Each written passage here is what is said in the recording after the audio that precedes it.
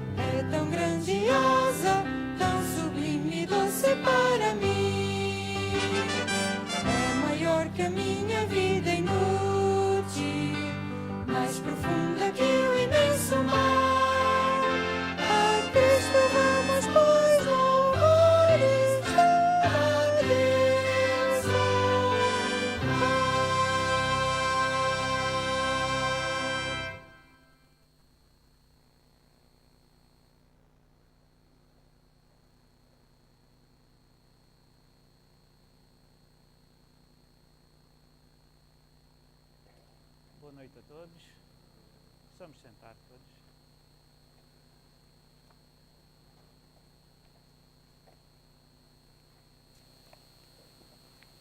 Estamos aqui numa semana de oração. Começou no sábado e vai terminar no próximo sábado. Para muitos parece que é mais uma semana de oração. Para aqueles que são novos como eu, ainda muitas coisas são novas para mim. Tenho aprendido muitas coisas. Uma coisa que me ficou de boca aberta foi no sábado saber que o John Wycliffe, após ter sido enterrado, ainda desenterraram os ossos dele, ainda os queimaram os ossos, ainda jogaram para o rio. É coisas que situações que eu fico de boca aberta. Como é que alguém que se diz que é representante de Deus aqui na Terra pode cometer estes atos? 43 anos depois de ser enterrado, ainda foram lá. Ora bem,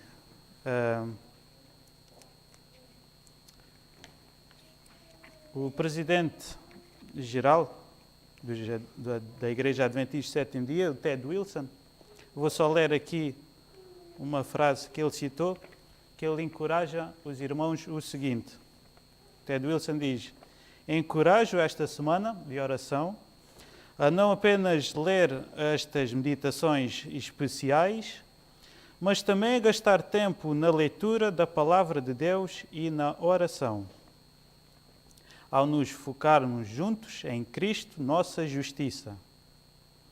E que para as crianças, se tiverem crianças no seu lugar, certifique-se de que partilha com elas as meditações infantis também. Esta revista, Somente pela Graça, tem também as meditações para as crianças também. Mas antes de nós irmos à mensagem, isto é uma reunião de oração e este é um momento de podermos orar. Vou fazer uma coisa hoje. Vamos orar pelos pedidos e agradecimentos que vocês possam ter.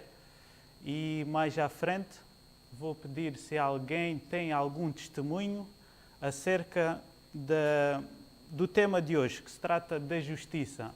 Alguma coisa que vocês tiveram na sua vida, por exemplo, a compreensão da justiça de Deus, a salvação pela fé. Se algum de vocês tinha uma compreensão diferente do que tem agora, ou diferente da compreensão bíblica, ou se alguma pessoa que vocês cruzaram na vida e vocês tiveram algum envolvimento em relação a isso. Se vocês têm um testemunho acerca desta área, deste tema da justificação pela fé, vocês podem dizer, venham aqui à frente e falem do seu testemunho quando for o início da mensagem. Para já, temos as orações, os pedidos e os agradecimentos. Quem tem, este é o momento. Mas o testemunho é só no momento da mensagem.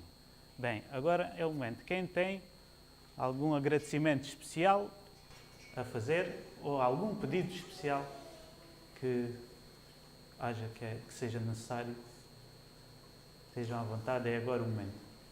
Eu hoje recebi uma mensagem do autor deste livreto sobre os 500 anos da Reforma. Filipe Reis. É Filipe Reis, não é? Sim. E ele pedia, porque a Dona Maria Leonete pediu, na sequência de ter recebido este livro, pediu o contacto da igreja, porque quer vir à igreja. Portanto, eu ia pedir que orássemos pela Dona Maria Leonete. Não sabemos quem é, não é? Mas tem aqui o contacto dela. Ela vai, eu sugeri que ele desse o contacto do Facebook da igreja, mesmo que ela não tivesse à vontade de vir logo à igreja, podia eventualmente ver o culto a partir do Facebook da igreja, porque se calhar ela está até a ver esta hora, não é? Mas que nós orássemos por essa senhora. Pode dizer o nome outra vez? Maria Leonete. Maria Leonete. Todos ouviram? Hoje vamos orar por esta nossa irmã, Maria Leonete. Passamos. Sim. Mas é. Todos somos irmãos. Alguém tem mais algum pedido, algum agradecimento queira dar? Eu queria pedir por uma vizinha minha. O nome dela é Selma. Selma? Sim, ela é a esposa daquele senhor que teve o acidente. Vocês recordam-se? Há pouco tempo. Foi contra uns ingleses. Isso. Que os ingleses não vão todos. Sim. E pronto, eu vejo que ela está assim, está muito abatida e gostaria que nós pudéssemos orar por ela. E pelo seu esposo que já está a recuperar, graças a Deus. Pela vizinha da Verinha, a Selma. Possamos orar. E hoje um pedido aqui no Facebook da igreja mesmo, aqui do pessoal da igreja, de uma senhora a pedir que oremos pelo marido. Ela tem um marido que tem um problema do rim e ela pede que se ore pelo marido. Ela chama-se Selma, ela chama-se Beatriz Nascimento. Beatriz Nascimento. A senhora é o marido dela, que tem problema. Vamos orar hoje por ela também. Mais algum? Estamos agora no momento dos pedidos e agradecimentos, para quem chegou agora. Se tiverem algum pedido ou agradecimento que queiram dar, é agora o momento. Também queria pedir que orássemos por todas as famílias que estão a ser ajudadas pela nossa igreja, que realmente de alguma forma Deus trabalhasse no seu coração. Nós temos dado literatura às pessoas, mas não é nosso objetivo. Não há que as pessoas se sintam na obrigação de se interessarem por aquilo que nós representamos, mas que o Espírito Santo realmente trabalhe no coração delas, para que elas não sintam que nós, de alguma forma, tentarmos forçar, seja o que for, mas que ficaríamos felizes se elas se interessassem pela palavra de Deus. Então fica aqui a oração por todas essas pessoas. Alguém tem? Agradeço a Deus pela oportunidade que tive hoje de falar com 3 pessoas. Há uma senhora que eu estou a orar por ela, e que vivo com ela há uns anos, já, há menos de 3 anos. E ela é uma pessoa crente, mas é católica, mas pronto, eu tenho vindo a falar do amor de Jesus e sobre, sem Cristo nós não somos e temos estado a debater sobre isso. E ela hoje entrei lá e começou a entrar clientes e ela pronto, ficou feliz e eu disse a ela, você tem que confiar. Não vou estar aqui a falar, senão não muito tempo a falar sobre o assunto. Portanto, ela chama-se Dona Fátima. Portanto, Deus sabe quem é. E para orar pela Dona Fátima, pelo Sr. Luís também e pelo Nelson, um jovem que eu contactei hoje e falei com ele, tive a oportunidade de falar daquilo que Deus fez na minha vida. Amém. Eu agradeço a boa viagem que Ele me dá de vir até aqui. E que isto seja por um problema de saúde. Mas às vezes estão a falar e eu não ouço. Não percebo nada. E pela Mas sua família. Hã? E pela sua família. Pela minha família. Pode pedir. Pode pedir, não é? Você pede sempre todas Eles as não- reuniões. Eles não Aqui estão pode cá, pedir mais eles estão uma vez. todos na França, foram Sim, para lá sim. dos caminhos, lá ficaram. De modo geral, vamos também orar todos pelas nossas famílias, que todos estamos a precisar. Sim, sim. É isso que eu ia pedir. Acho que nós vamos pedir. Infelizmente, parece que é só 1 ou 2 representantes de cada família que está aqui. Não é famílias, todas as famílias completas não estão aqui, senão, claro, tínhamos que alugar um estádio.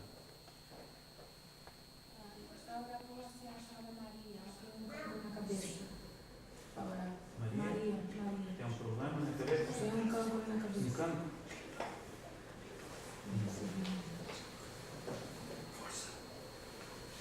Mais ninguém tem. Ia pedir agora uma irmã e um irmão que se sentisse tocado pelo Santo Espírito para podermos orar por estes pedidos que foram feitos e pelos agradecimentos também. Possamos agora ficar de joelhos e orar, uma irmã e um irmão.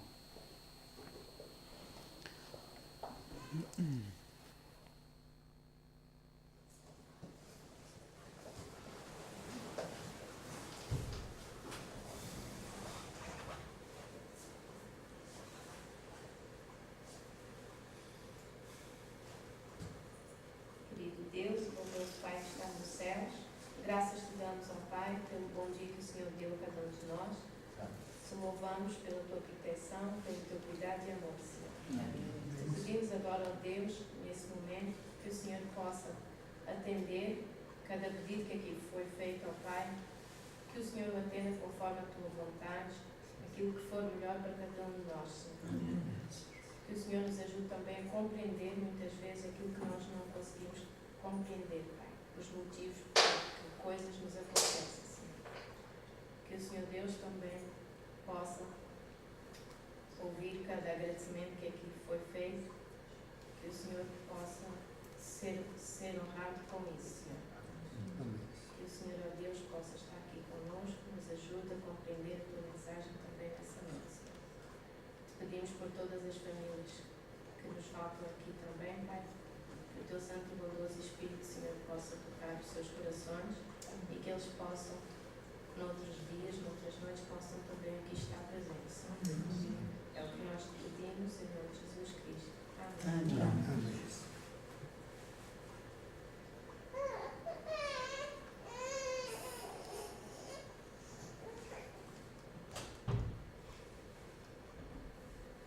Querido Santo Pai que estás no céu, santificado seja o teu santo e divino nome.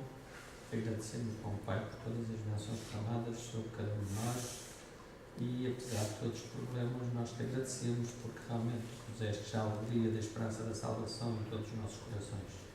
Ó bom Pai, queremos agradecer por estes agradecimentos, mas em especial queremos continuar a pedir por todas estas situações que foram aqui mencionadas, que a tua santa e divina vontade seja feita em cada situação. Pedimos neste momento que venhas para os nossos corações, para a mensagem desta noite, que o teu Santo e Divino Espírito possa tomar conta de cada um de nós e nós possamos realmente compreender verdadeiramente a tua santa e divina palavra. Pedimos e agradecemos no nome santo e querido Jesus. Amém.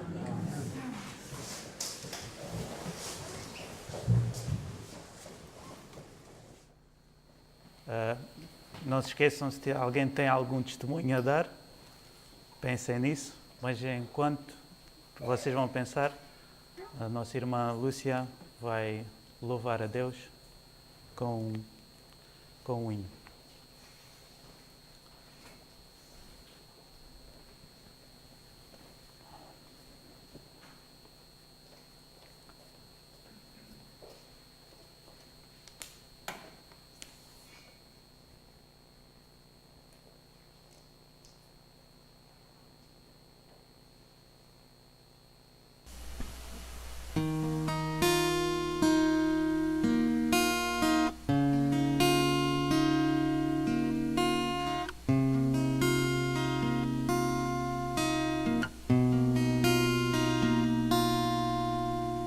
Como entender que Deus não muda se eu perder? Que essa história que eu quis pode ainda ter final feliz? Como aceitar que minha vida tem valor? Que o Deus que eu nem posso ver se importa com que eu desejo ser? E se tudo que eu quero me corrompe? E se nada me faz forte, me levante? Meu Deus, quero entregar a minha história, as páginas em branco, vencer, ó Deus, meu escritor, vencer o meu Senhor, apague tudo que já escrevi, os erros que eu fiz, escreve agora com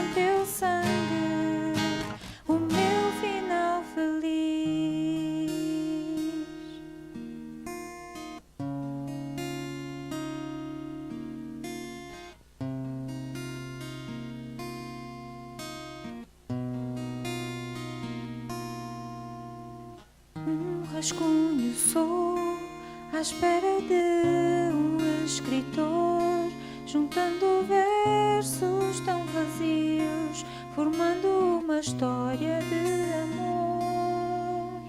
Não quero mais, Senhor, ser personagem e autor. Quero deixar-me escrever, cada palavra tua quero ser, porque tudo que eu quero me corrompe, porque nada me faz forte, me levante. Meu Deus, quero entregar a minha história, as páginas em branco, vencer, ó Deus, meu escritor, vencer o meu Senhor, apaga tudo que já escrevi, os erros que eu fiz, escreve agora com teu sangue o meu final feliz, para que o mundo leia o teu amor em mim, em poesia possam ver o teu amor sem fim. Quero entregar a minha história, as páginas em branco, vencer, ó Deus, meu escritor, vencer o meu Senhor, apaga tudo que já escrevi, os erros que eu fiz, escreve agora com teu sangue o meu final feliz.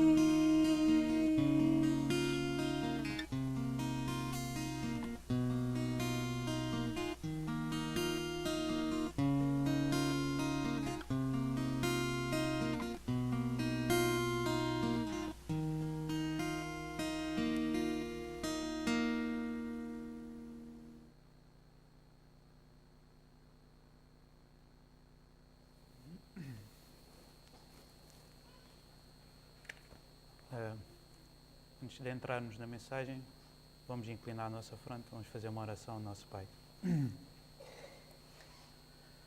Senhor, nosso Deus, nosso Pai, obrigado, Senhor, por a Tua presença já estar aqui no meio de nós. Obrigado pelo dia, pela semana, esta semana especial, Senhor, que estamos a ter de oração, que possas nos abençoar aqui e não só, todos aqueles que estão reunidos ao redor de todo o mundo, nesta reunião de oração, Senhor.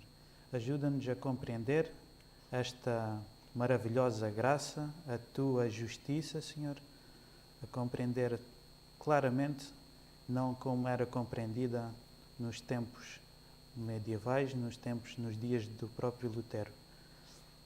Por isso, esteja connosco, Senhor, que possamos aprender e pôr em prática aquilo que Tu nos queres ensinar. Em nome de Jesus, amém.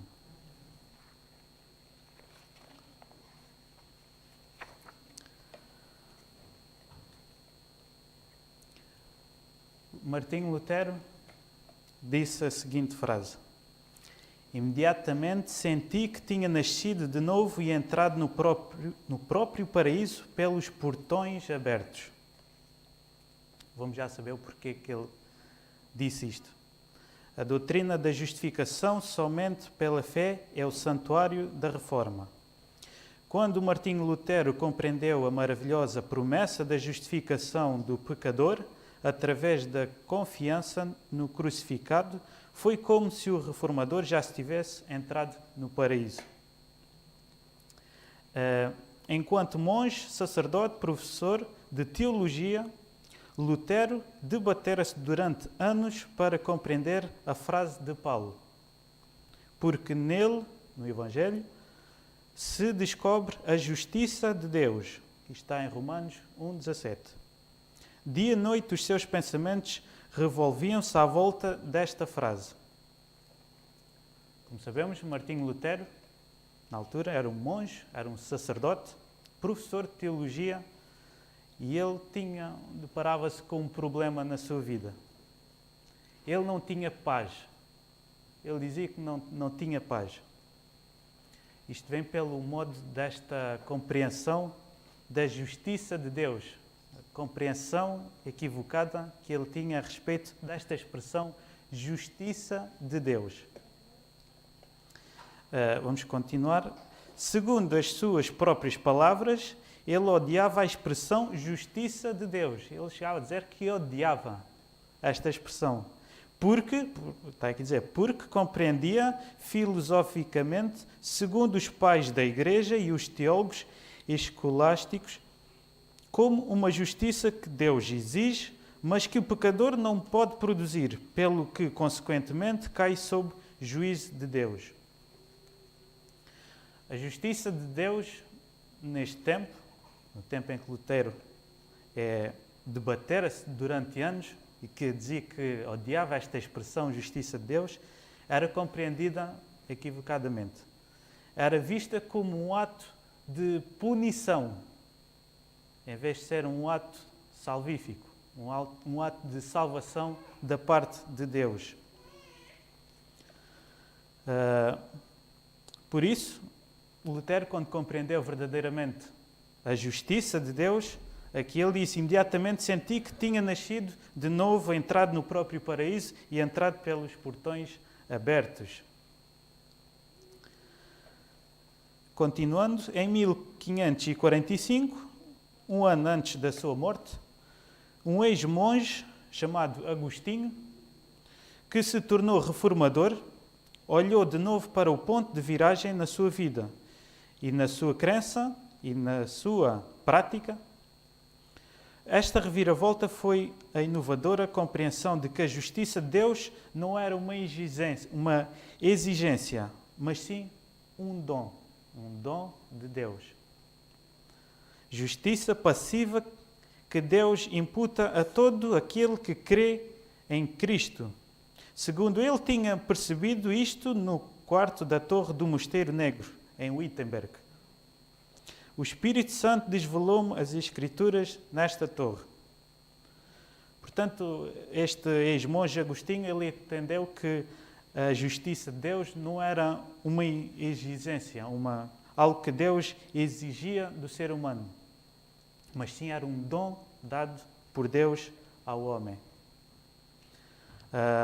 Lutero, ao compreender a salvação pela fé, a graça de Cristo tornava-se aceitável perante Deus. Finalmente, Lutero tinha paz. Compreendeu, pois está escrito em Romanos 5:1, têm sido, pois, justificados pela fé, temos paz com Deus, por nosso Senhor Jesus Cristo. Assim está em Romanos 5:1. Continuando a leitura, livra-me pela tua justiça. Isto está em Salmos 31:1. Isto já no Antigo Testamento está escrito. No Antigo Testamento já está, salvação pela graça.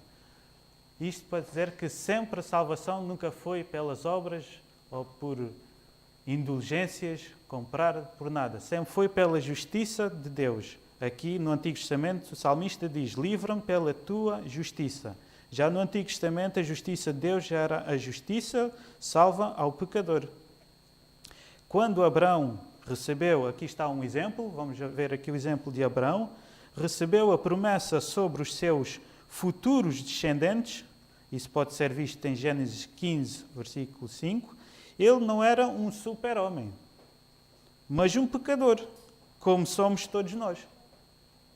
Mas porque ele confiou na promessa de Deus, Deus imputou-lhe isso como justiça. Está no verso seguinte, no versículo 6.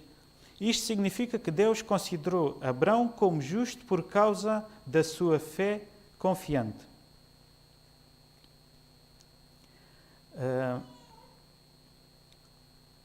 Abraão, antes de fazer qualquer coisa, Deus já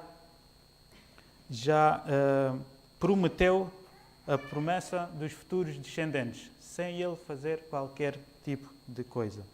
O que é que Abraão fez para que Deus o considerasse justo, no versículo diz que Abraão creu em Deus e isso foi-lhe imputado como justiça.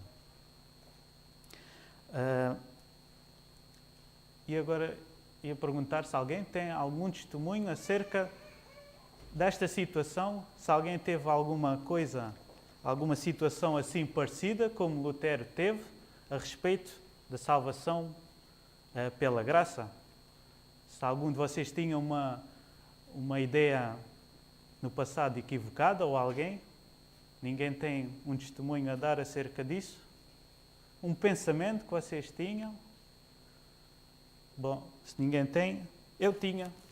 O meu pensamento há uns anos atrás era que, como é que a pergunta que eu me fazia a mim próprio, ainda cheguei a fazer aqui quando estava a receber os estudos bíblicos, como é que alguém que fez tantas coisas, tantas obras boas, pode estar no mesmo lugar, no céu, com alguém que não fez nada para se salvar?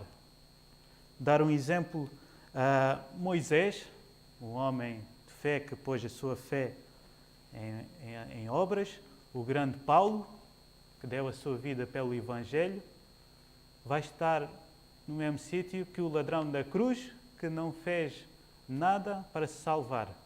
Quando diz não fez obras nenhumas merecedoras. Isso fazia-me confusão na cabeça.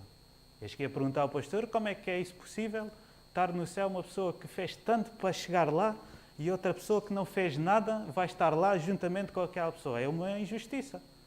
Eu pensava, se calhar vamos ter que nos ajoelhar perante os grandes homens da Bíblia e reconhecer, os homens fizeram tanto e nós vamos para toda a eternidade reconhecê-los como os grandes homens. Era assim o meu pensamento. Ou então eles vão estar num lugar melhor porque merecem, porque fizeram para merecer, e aquelas pessoas que não fizeram nada vão estar num lugar mais económico. Mas tu laboraste aí no erro, continuas a laborar no erro. Esses homens não fizeram nada para se salvar. Eles fizeram porque tinham a certeza que estavam salvos. É isso que Foi por eles terem a certeza da salvação que eles se empenharam no trabalho de Deus. Paulo, Moisés, Abraão, por terem a certeza da sua salvação. E como tinham a certeza da salvação, eles procuravam levar o maior número de pessoas possível para Deus. Portanto, o facto de eles fazerem foi o resultado de eles não fizeram para obter. Percebes? E o que nós fazemos hoje, e nós podemos olhar para nós hoje, e podemos autocriticar-nos por aquilo que fazemos ou não fazemos. Porque se nós não estivermos a fazer, é porque nós não temos a certeza da nossa salvação e da nossa condição de salvos. Isso, é exatamente isso, porque eu, ao perguntar estas questões ao pastor, e o pastor dá a resposta semelhante ao que o Zé Colasso fez. Ninguém está no céu pelas obras que fizeram, mas isso é o resultado de terem sido salvos e crerem na justiça de Cristo, que já fez tudo por nós no passado, e isso é o nosso resultado na nossa vida. Quando a palavra não é o nosso fundamento, vem à mente muitas ideias, ideologias, aquilo que nós achamos que é lógico, parece que é lógico, que faz sentido, parece que faz sentido, é o que nós achamos quando a Bíblia não é a base. Mas assim, quando a Bíblia é a base, nós deixamos de pôr as nossas ideologias de lado, o que parece que nos faz sentido, e agarrarmos à palavra.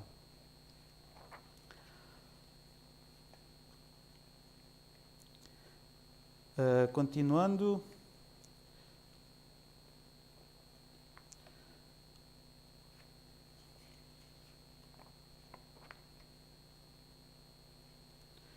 Tal como o ímpio, na Bíblia, não representa um ateu sentido moderno do termo, mas pecador em geral.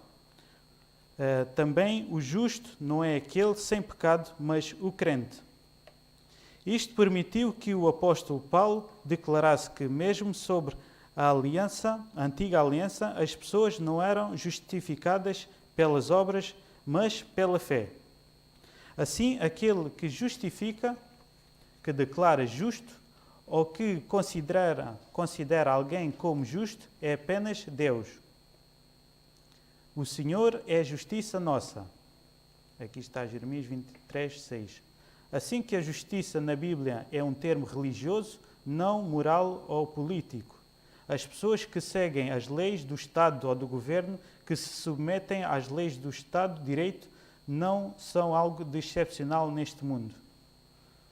Eu até já tive alguém que chegou ao pé de mim e disse: a minha religião é a política.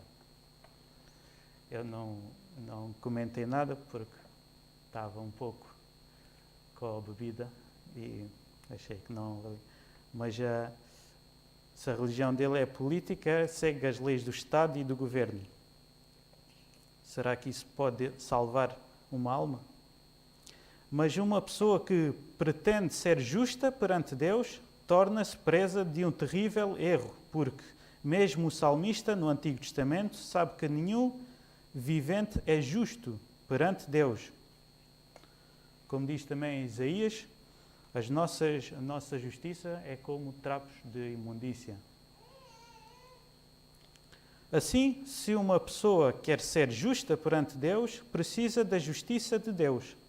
É por isso que o salmista diz: livra-me pela tua justiça. Esta justiça é primeiramente a justiça redentora, salvação, não justiça punitiva. É o que já vimos anteriormente. A palavra justiça, sempre que vemos esta palavra justificação ou justiça, podemos trocar por salvação. É a mesma coisa que salvação. E não um ato de punição, como haviam compreendido naquele tempo.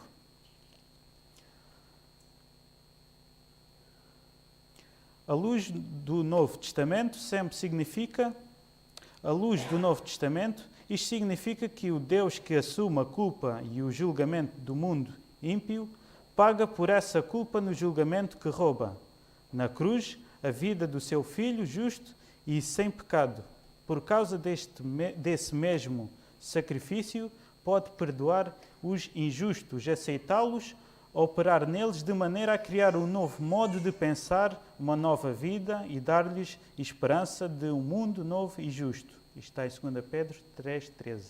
Apenas aqueles que rejeitarem este dom cairão sobre condenação por causa da sua iniquidade pessoal. Uma pequena ilustração. Alguém muito especial que você conhece está noivo, está para casar e chega ao pé de você e diz: eu vou casar, e você está convidado. E não só está convidado, como se vai sentar ao meu lado direito nos comes e bebes. E agora pergunto, qual é a sua atitude quando você recebe um convite destes, de uma pessoa que você ama muito, uma pessoa que é muito especial para você? Você tem duas opções. Você pode não ligar, pode seguir a sua vida sem fazer um propósito para aquele evento tão maravilhoso, pode chegar até bem atrasado nesse dia do casamento, pode ir mal vestido também, pode tudo, mas nem tudo é lícito. Isto é semelhante às parábolas de Jesus sobre as bodas ou a grande ceia também. O que é que você vai fazer? Você pode aceitar e deve aceitar com grande alegria, porque essa pessoa especial vai se casar e lhe convidou, e além disso vai sentar ao seu lado direito. Ele disse que tudo está feito. Só tem que aceitar. Você só tem que aceitar.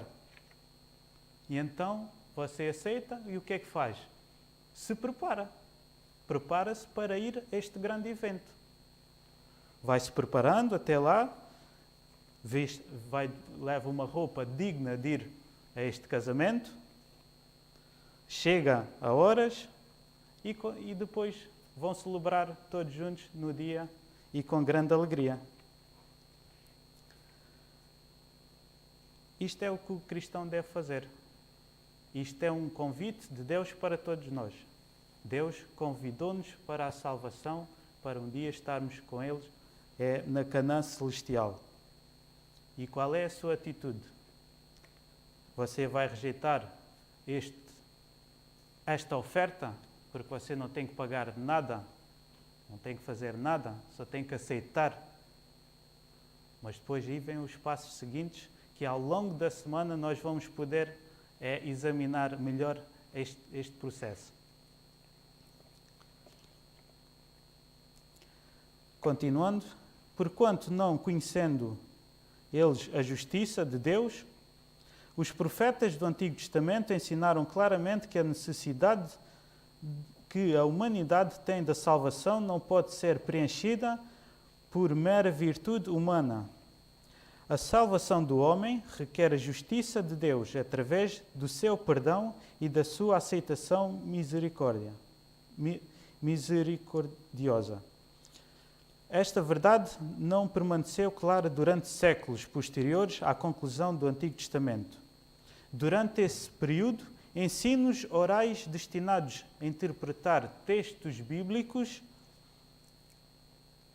vieram a ser considerados equivalentes à revelada palavra de Deus. Assim, as Escrituras, combinadas com a tradição oral, Escrituras e tradição oral, tornaram-se o fundamento da fé.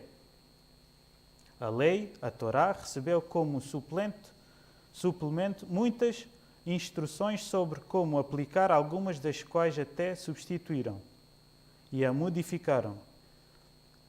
Aquilo que foi destinado a ser uma instrução para a vida foi convertido no caminho para a salvação.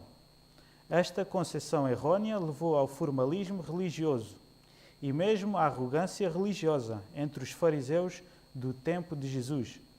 O conhecimento da necessidade da graça de Deus não foi inteiramente perdida, como ilustram os livros apócrifos do Antigo Testamento. Mas houve cada vez mais uma ênfase no valor das obras humanas que se pensava ser capazes de expiar os pecados, bem como permitir e reclamar mérito perante Deus. Toda a vida se tornou num jugo de servidão e os fariseus procuravam fazer ostentação da sua piedade. Buscavam a sua própria glorificação, crendo que sua justiça serviria como um passaporte para o céu. Durante este período, o catolicismo apostólico romano predominou.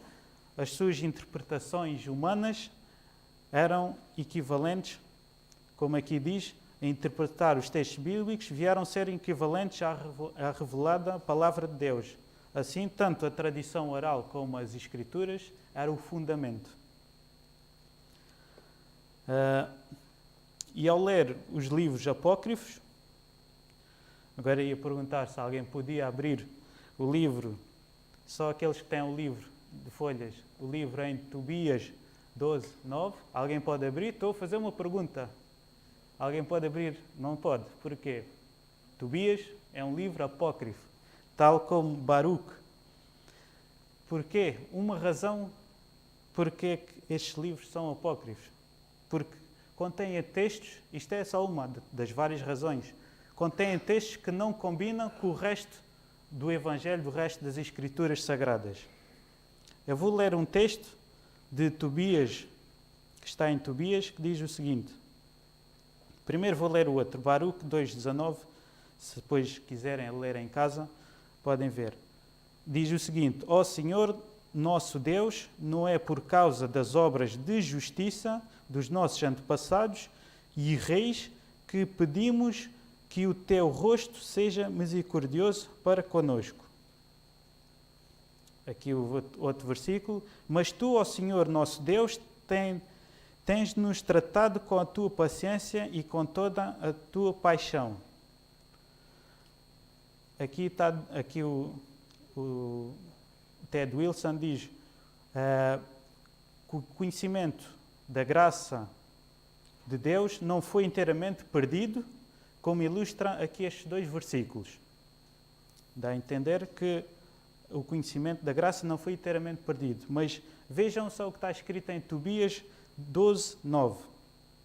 Pois quem dá esmolas fica livre da morte, e todos os seus pecados são perdoados. Os que dão esmolas terão uma vida abençoada. Este verso atira por terra completamente tudo o que Jesus fez por nós. Aquele que dá esmolas fica livre da morte e todos os seus pecados são perdoados. Porquê? Por dar esmolas. E aí vem a parte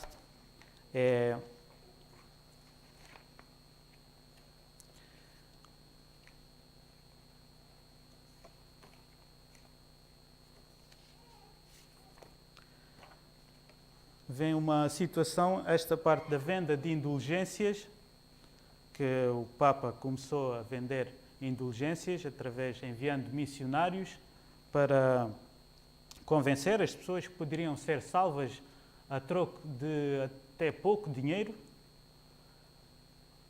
O Papa enviou emissários e um deles que fazia muito bem esta venda de indulgências chamava-se Tetzel. Já ouviram falar deste homem? Tetzel. Tetzel falava dos horrores do purgatório e ao mesmo tempo da misericórdia que Deus tinha para connosco ao nós colocar uma moedinha no cofre. Era a misericórdia de Deus, era as esmolas, era o dinheiro que nós colocávamos, essa era a misericórdia de Deus, a justiça de Deus. Mas colocava medo nas pessoas a falar dos horrores do purgatório e dava a solução. Punha uma moeda no cofre e eram absolvidos, eram salvos. Ele até dizia uma frase, esta frase até rima, a frase que Tetzel dizia o seguinte: quando a moeda no cofre cai, uma alma do purgatório de lá sai. Esta era uma frase deste homem, do Tetzel. E esta situação vai tão baixo, para não dizer outra coisa, vai tão baixo que aconteceu uma situação, foi o seguinte: um homem chegou ao pé deste senhor Tetzel, que vendia as indulgências, e perguntou se podia comprar uma indulgência por um pecado futuro que poderia cometer. Qual foi a resposta dele? Sim, é perfeitamente possível, desde que pagues com uma grande quantia de dinheiro, podes pagar, podes ter essa indulgência. E ele pagou a indulgência do pecado futuro que ele poderia cometer. Ele pagou, ficou com essa indulgência e com o selo do próprio Papa. Aconteceu que este vendedor de indulgências, o Tetzel, ao sair da cidade com o cofre, foi espancado no meio do caminho e roubaram-lhe o cofre. Quem foi? Vamos saber. O ladrão, apanharam o ladrão e quis fazer justiça. E quando chegaram lá, nos magistrados, quem era o homem? Era o próprio homem que comprou a indulgência para um pecado futuro. E o pecado futuro, ele disse que este pecado que ele cometeu era o próprio pecado que ele pagou. Então, ele saiu sem culpa e, para humilhação deste vendedor Tetzel, ele não pôde fazer nada, porque ele comprou a indulgência por um pecado futuro. Para nós dá vontade de rir, mas quem sabe esta situação poderia ser um ato de misericórdia para ver se este próprio Tetzel podia acordar e saber o que realmente ele está a fazer, para chegar assim tão baixo. E parece que não há registros dele se tenha arrependido ou tenha pensado o que é isto da venda de indulgências, mas o que realmente isto aconteceu mesmo. Continuando, Jesus contraria esta doutrina de salvação com um claro não.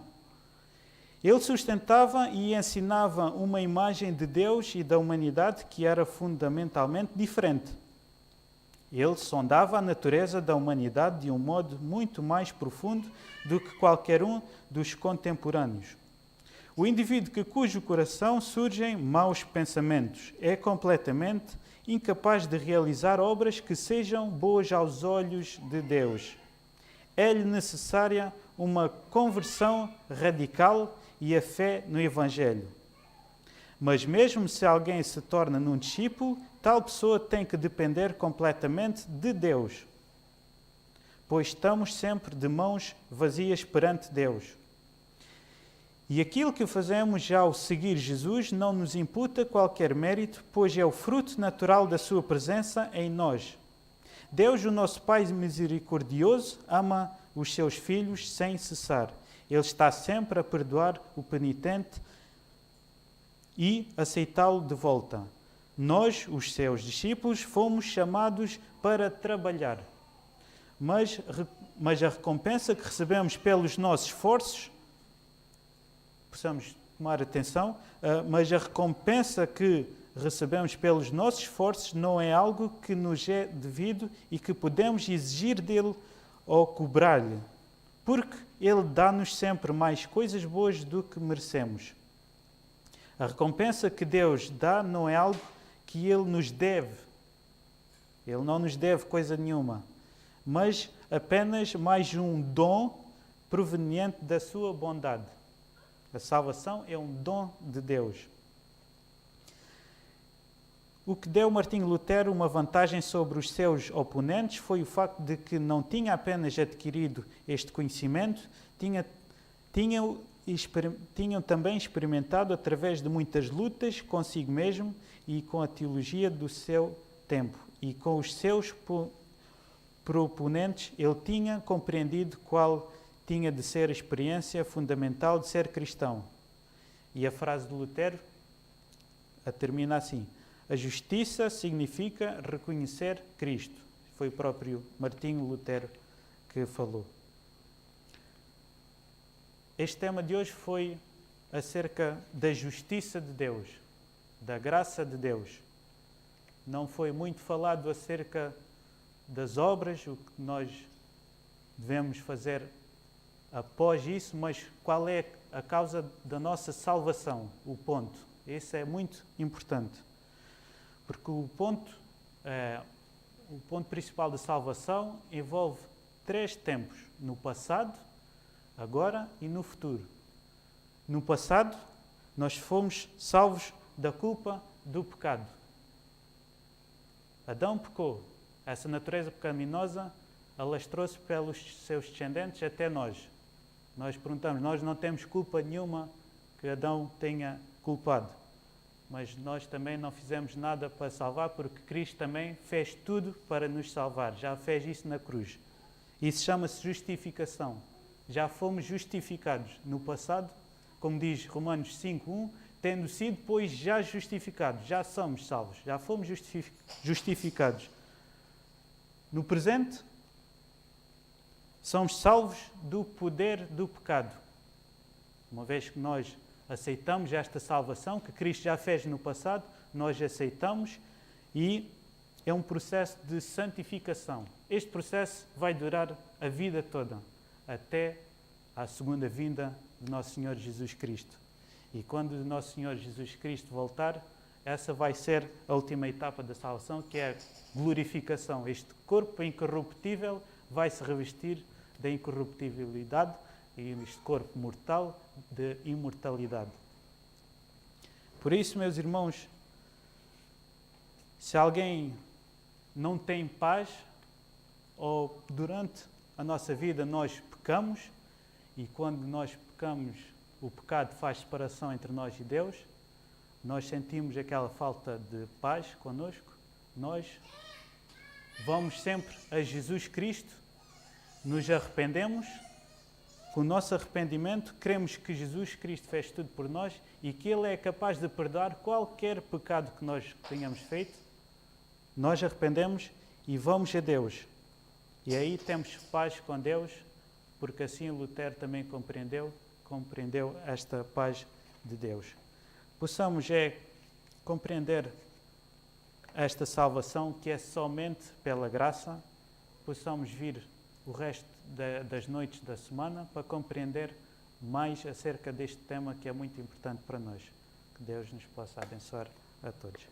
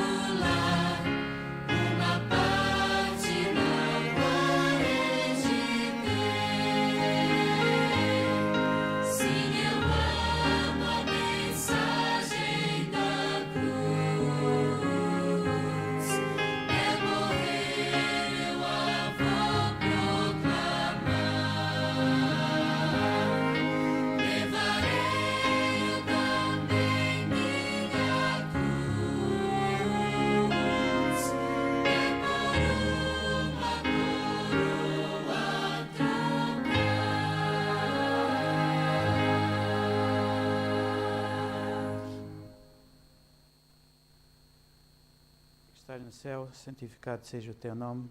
Obrigado, Senhor, por estares connosco aqui esta noite. Que possas nos ensinar esta semana o teu Evangelho eterno, Senhor. Ao longo de toda a Bíblia, que só há um Evangelho, um só tipo de salvação, que é somente pela graça, pela fé em Jesus Cristo, que temos acesso a Ti, Senhor. Ajuda-nos a compreender melhor durante esta semana, que possamos estar sempre presentes todas as noites e nos conduz-nos agora até os nossos lares. Te pedimos em nome de Jesus. Amém.